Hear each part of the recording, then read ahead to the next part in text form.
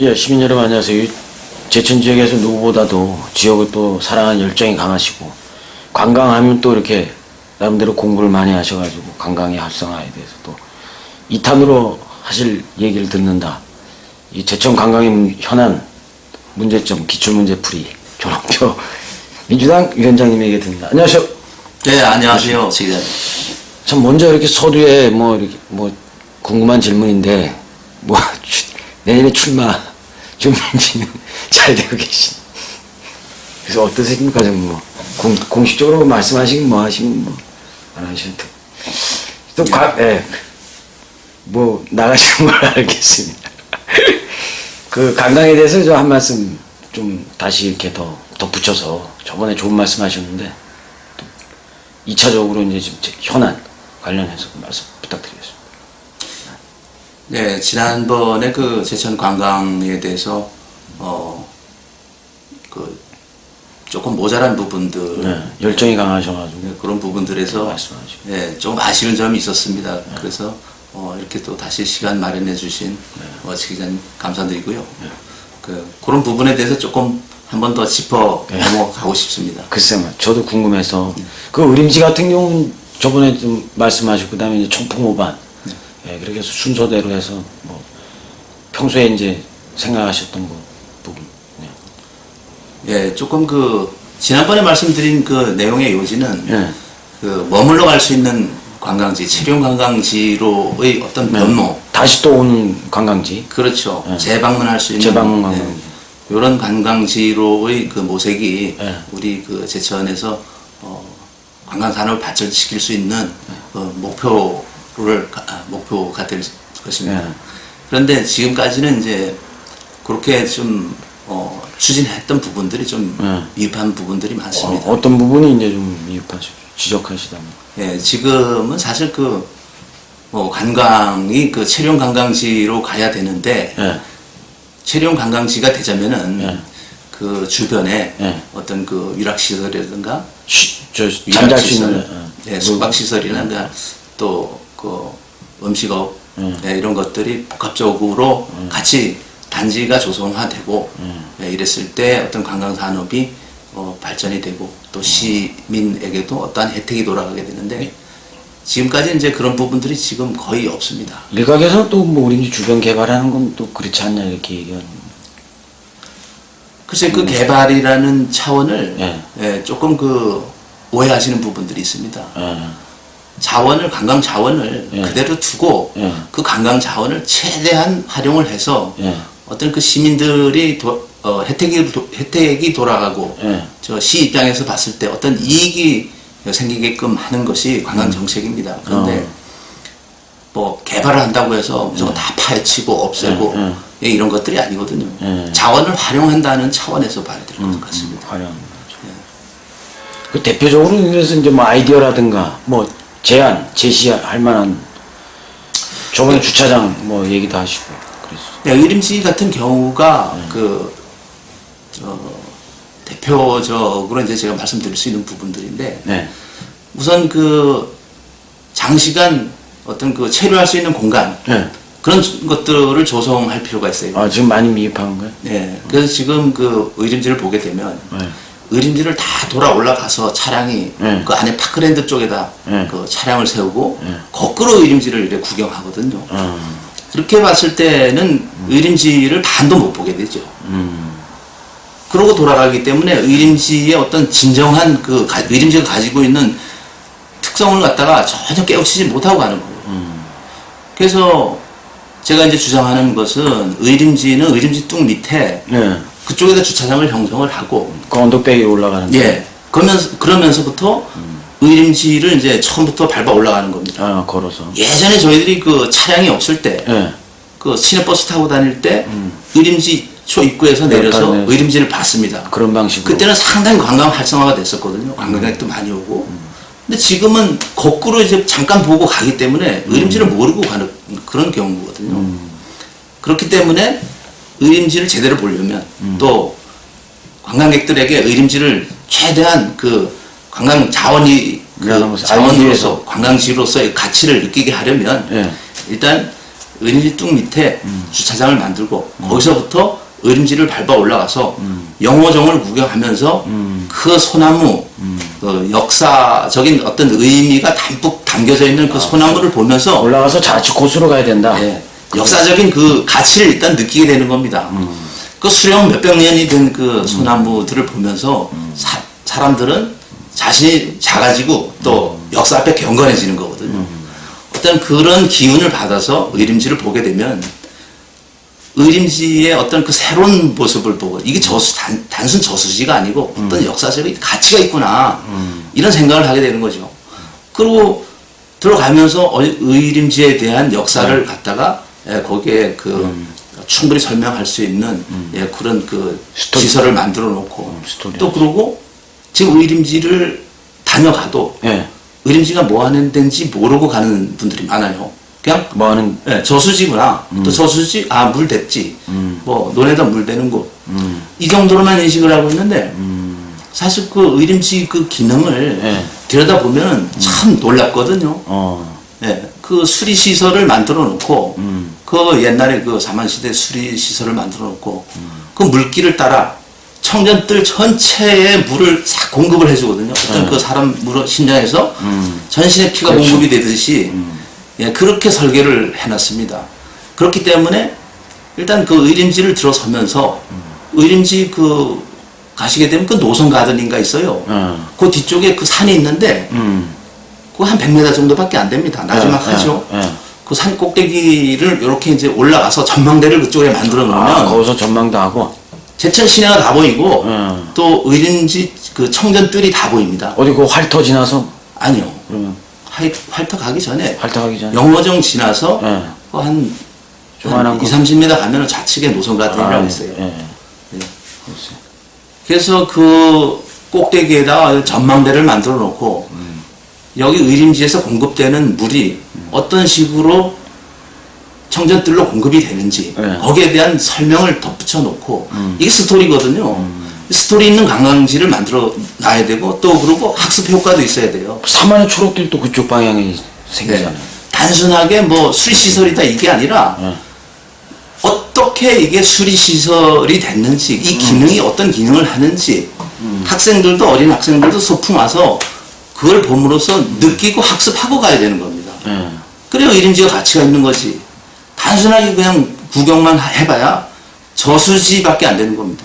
그러니까 여기다 의미를 담아야 되고 스토리를 담아야 되고 또 그리고 학습 효과도 또 동시에 활용할 수 있고. 의림지 방문한 사람이 그 주변에서 밥을 먹고 가야 된다 그때 그러시. 그렇게 되면 이런 것들을 갖다가 이 컨텐츠를 자꾸 개발을 해서 이런 것들을 주요 요소에다가 자꾸 만들어 놓고 예를 들자면 뭐 미술관이랄지 뭐 이런 것들 만들어 놓을 수 있죠. 거기 뭐 역사박물관을 만든다는데 그것도 뭐 방편이 될 수는 있죠. 근데 요즘 박물관이 조금 세태기에 접어든 건 사실입니다만 그 지금 파크랜드 자리 있는데도 이제 나중에 2차적으로 그게 철거시킬 예정으로 있는데. 그러니까요. 그 파크랜드가 그래도 영향이 그 놀고 이러는 거에 영향을 많이 주죠.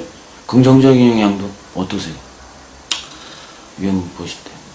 저는 그 놀이터. 지금까지는 지금까지는 그 어느 정도 긍정적 영향은 있었다고 봅니다. 그런데 장기적으로 봤을 때 크게 안 미치진 파크랜드는 파크랜드는 그 놀이시설이다. 철거해야 되는 게 맞고요. 또 의림지를 연계한 관광 시설이 그쪽으로 같이 들어와줘야 된다고. 의림지 연계한. 그렇죠. 그 컨텐츠들 그 어떤 알겠습니다. 그리고 초반에 얘기하신 입구 들어오는 쪽이 최명현 시장님이 지금 추진하고 계신 사만의 초록길 쪽으로는 차를 저 밑에 대고 갖고 청년들로 해서 이렇게 올라오겠다.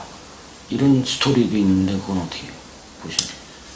그것은 그 관광 코스를 봤을 때는 그 코스가 좀 난해합니다. 코스가 예. 길이가 길어요? 관광 코스를 그렇게 이제 루트를 잡아서 그렇게 할 수만 있으면 좋죠. 그런데 관광객이 그렇게 하지 않죠. 그 인공시설물을 들여다보는 거는 사실 그 좀 짜증을 유발할 가능성이 높고 제가 뭐 지난번에도 그 부분에 대해 말씀드렸기 때문에 더 이상 언급은 안 하겠습니다. 대신에 그런 이제 작은 그 컨텐츠들 개발해서 그 파크랜드 쪽에 그 지금 그 땅 매입을 다 했지 않습니까? 그런데 거기에 박물관만 덜렁 세워놓을 게 아니라 예를 들자면 뭐 미술관이랄지 뭐 이런 것들 또 포함해서 예, 또 그리고 뭐 어떤 공예품을 전시를 할 수 있는 그런 공간이랄지 아니면은 뭐 또 그 사시사철 그 어떤 그 좋은 모습 경관을 또 그 보여줄 수 있는 그런 어떤 그 테마파크를 만든다든지 또 그리고 어린이들이 이제 좋아하는 어떤 분수 터널이라든가 이런 것들 이런 것들 이제 다 그런 그 시설들을 갖다 포함시켜서 종합적으로 만들어 놓으면 의림지를 관광을 하면서 계속 시간이 소비가 되거든요. 쭉 다니면서 여기서 놀다가 여기서 머물다가 여기서 사진 찍고 어린애들 오랫동안 관광하는 코스를 만들어야 된다. 그렇죠. 그래서 최소한 2시간 이상 지금 얼마나 머무는 것 같아요? 관광객 보면. 제가 의림지 관광객들을 갖다 몇 번 이렇게 저 동태를 좀 보면요. 30분을 머물지를 못합니다. 30분 있다 어디로 가는 것 같아요? 그리고 바로 가는 데가 거의 영월 쪽으로 갑니다. 아, 그래요? 네. 그리고 단양 쪽으로 가시는 분들도 있고. 그래서 제천에서 뭐 식사를 하시거나 그런 분들을 거의 못 봤어요. 타지에서 오신 관광객들은. 청풍호도 좀 그런 경향이 있다는데 청풍호도 다 둘러볼라래. 그래서 이제 그런 부분들이 또 아쉬운 부분이 뭐냐면은 의림지를 보시는 분들이 청풍호로는 잘 안 갑니다. 그렇지. 청풍호 쪽에 계신 분들이 의림지를 잘 하는 거예요. 근데 거리가 멀어서 그런가? 그걸 의림지에 가보면 의림지 어디에도 청풍호를 소개한 어떤 그 안내판이라는 그런 걸 못 봤습니다. 아, 그래? 이것도 잘못된 거예요. 의림지 관광객들이 의림지 왔을 때 의림지만 보고 갈 게 아니라 우리 여기는 청풍호가 이렇게 아름다운 청풍호가 있습니다. 또 아름다운 산이 있습니다.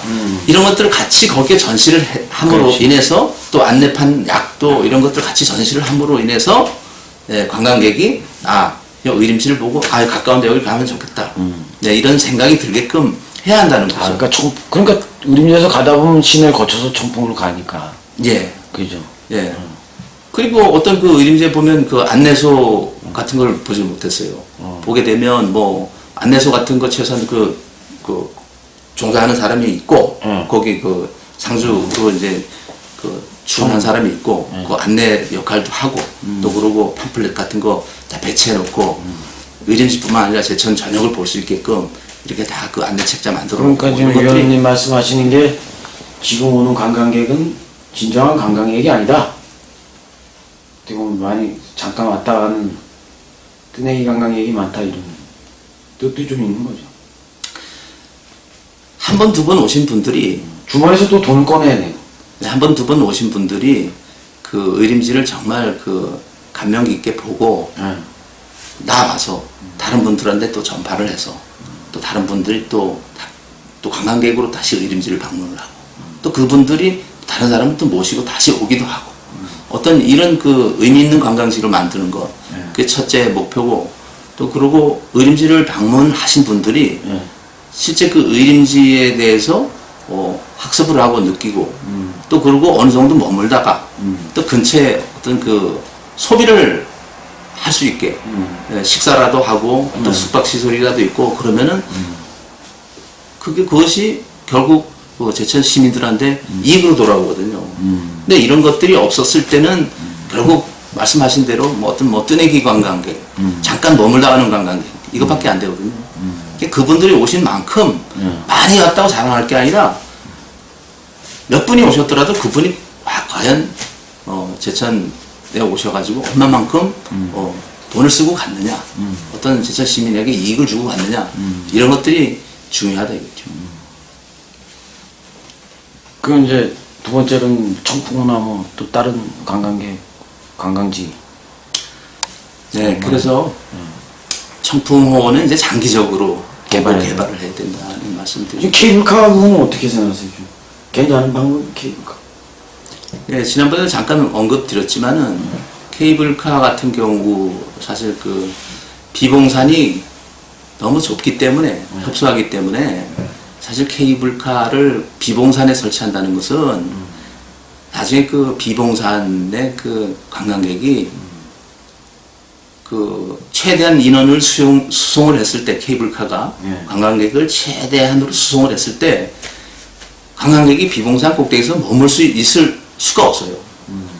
그 최소한 뭐 800명 이상이 시간당 이제 그 수송이 되는데 머물 공간이 없다는 거죠. 비봉산 꼭대기에는. 또 올라가신 분들이 금방 되돌아서 내려오지 않거든요. 글쎄 올라가 보니까 경치 좋더라고요. 네, 그렇기 때문에 주변 경관을 감상을 하고 뭐 차도 한 잔 마시고 그 공간을 상당히 넓혀야 되네. 방안은. 넓힐 수 있는 방법이 없지 않습니까? 그렇기 때문에 어떤 그 케이블카를 설치하기에는 제 보기에는 좀 무리가 있지 않았나 저는 이렇게 생각을 합니다. 근데 뭐 지금 뭐 다 진행이 돼 있는 상태고 한 거기 때문에 뭐 제가 말씀드려봐야 이거 뭐 뒷북 치는 꼴이고. 모노레일 관광객은 그래도 평일날도 좀 많은 것 같더라고요. 그렇죠. 그 주변에 좀 활성화가 좀 어떻게 보세요? 활성화가 좀 된 것 같은 느낌이 나시는데. 좀 관광 활성화가. 모노레일이 또 케이블카하고 좀 다른 점이 있죠. 또 스릴이 있고. 예. 그래서 지금 뭐 모노레일은 또 그렇게 많은 관광객을 수송하지를 못하고 그러기 때문에 그 모노레일로 이송되는 관광객들은 충분히 머물다 갈 수가 있죠. 꼭대기에서. 근데 모노레일이 이제 잦은 고장을 일으키니까 그것도 문제가 되거든요. 그 관광객들이 시내로 좀 유입하는 방법 그런 건 없습니까? 그것이 시내 좀. 예, 그것이 제가 그 지난번에 말씀드렸던 그 시내권과의 그 최단거리로 이동할 수 있는 예, 그 도로가 필요하다 이런 말씀을 드렸습니다. 그 지금 그 도로가 협소하고 어디 저기 지금 청풍호권으로 그거? 유입되는 그 도로가 너무 협소하고 4차선을 늘려야 된다고 관광버스가 다니기에는 너무 협소합니다. 그리고 굴곡이 많아서 버스가 다니기 아주 나빠요. 그 일반 뭐 승용차들이랑 빨리 달릴 수 있는데 그렇지. 버스는 좀 커브 한번 돌기도 어렵거든요. 그러니까 돈이 상당히 들어갈 텐데 그거 높이려면 예산이. 그러니까 장기적으로 봐야 된다고 그랬지 않습니까? 그래서 장기적 안목으로 차근차근 추진을 해야 되는 거예요. 예산이 장난 아니겠고. 그리고 저 한 가지 더 말씀드릴 것은 네. 우리 제천 시민들이 사실 그 평창 2018년도 평창 동계올림픽을 대비해서 평창하고의 어떤 그 도로 개설 이 문제를 조금 그 소홀히 생각하고 있지 않나 이런 생각이 듭니다. 그 4차선 확장 최소한. 예. 그 도로. 뭐 고속화도로면 좋겠죠. 일단은 고속화도로가 뚫려야 됩니다. 근데 그것도 뭐 안 된다.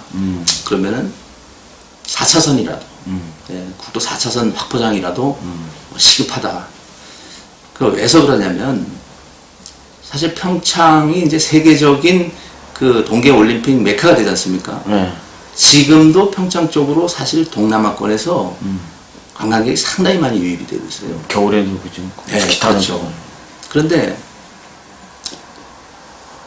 우리가 지금 그 평창하고의 어떤 그 최단거리로 간다고 하더라도 지금 40분 이상이 걸리거든요. 근데 이런 길을 관광객이 제천으로 이제 뭐 우리가 이제 배후 도시가 된다면 관광객이 제천까지 오기는 무리가 따르거든요. 원주 가가지고 원주에서 돌잖아요, 현재는요. 그렇죠. 모든 그 고속도로가 이제 원주로 뚫려 있으니까. 그런데 지금 그 청주도 국제공항이 돼 있죠. 예, 중국이나 동남아에서 많이 들어옵니다.